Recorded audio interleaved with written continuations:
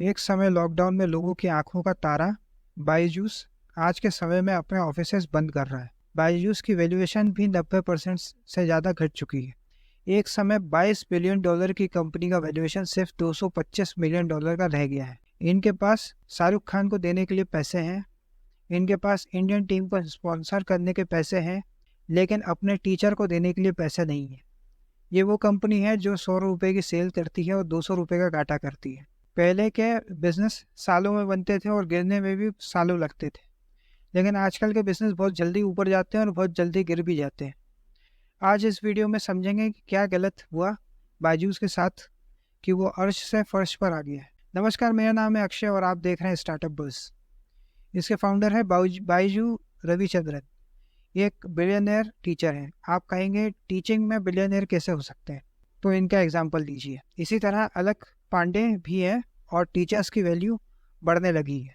बायजूस को आप जानते हो, इंडियन टीम के स्पॉन्सर करने के कारण 5 साल में 1000 करोड़ खर्च किए स्पॉन्सर बनने में। फीफा जहां भारत की फुटबॉल टीम तक तो पहुंच नहीं पाई, लेकिन भारत की एडटेक कंपनी पहुंच गई। मार्च 2021 की बैलेंस शीट सितंबर 2021 तक इन्हें देनी थी, लेकिन सितंबर 2022 आ गया, लेकिन बायजूस ने बैलेंस शीट नहीं सबमिट करी। 18 महीने का डिले। तो पूछा गया कि ऐसा क्यों, तो जवाब मिला कि बायजू का ऑडिटर डेलोइट को कुछ गड़बड़ लग रही थी, तो इस पर उन्होंने साइन करने से मना कर दिया।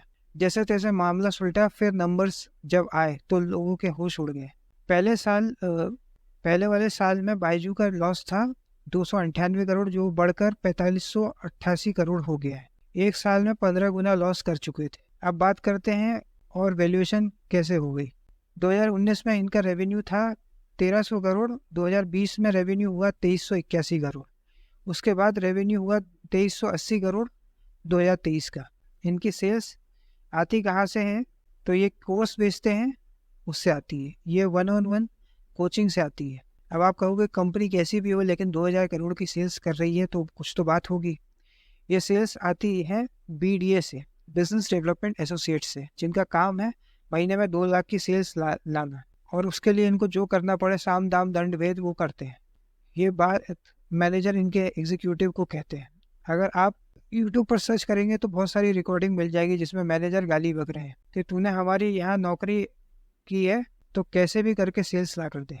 इस तरह का प्रेशर बनाया जाता है। ये लोग क्यूरेटेड सेल्स पर चलते हैं। क्यूरेटेड सेल्स में यह होता है कि कोई आपको फ्री ट्रायल दे देगा कॉल करके, या फिर दुनिया भर के ऐड दे देंगे। फ्री ट्रायल दोगे तो लोग फटाफट आएंगे, क्योंकि इंडिया में तो फ्री ही चलता है। आपने डाउनलोड कर लिया ऐप, फिर 15 दिन तक आपके बच्चे को क्विज देंगे, फिर मटेरियल देंगे।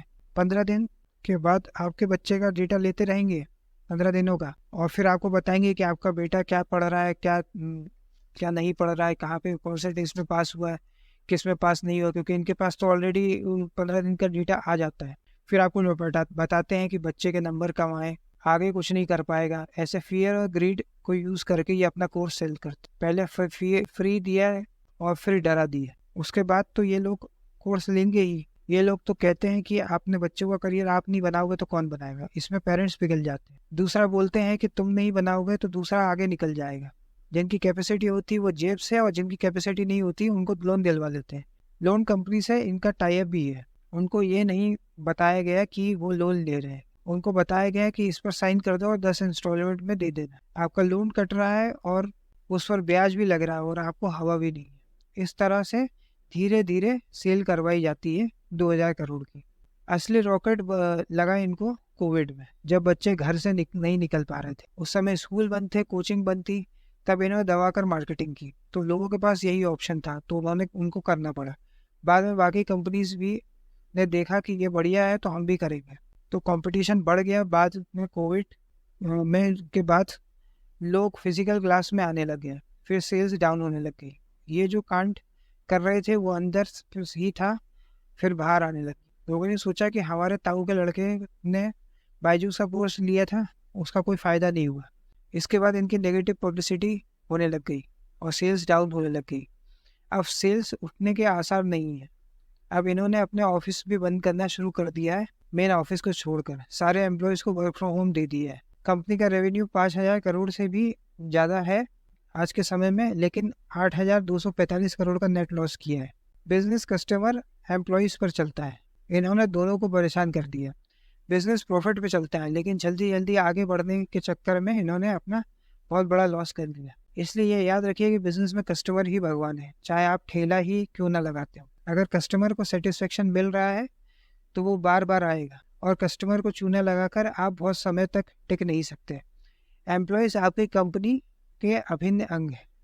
कई सारे गुजरात के व्यापारी अपने एम्प्लॉयज़ को गिफ्ट देते हैं, अपने एम्प्लॉयज़ की बेटी की शादी के लिए पैसा देते हैं, ताकि आपके एम्प्लॉय खुश रहें और कंपनी ग्रो करे। इसलिए कस्टमर पर फोकस करिए, प्रॉफिटेबल होने पर फोकस करिए, एम्प्लॉय को खुश रखिए, अनएथिकल मीन्स से पैसा बनाना ना सोचें, नहीं तो आपकी हालत भी ऐसी ही होगी। ये थी बायजूस के केस स्टडी। उम्मीद है इस वीडियो ने आपकी लाइफ में कुछ वैल्यू ऐड करी होगी। अगर ये वीडियो आपको पसंद आया तो इस वीडियो को लाइक करें, शेयर करें, और नंबर 1 केस स्टडी चैनल को के लिए सब्सक्राइब करें। लेटेस्ट नोटिफिकेशन के लिए बेल आइकन को दबाना ना भूलें, और अपडेट्स के लिए टेलीग्राम ग्रुप ज्वाइन करें।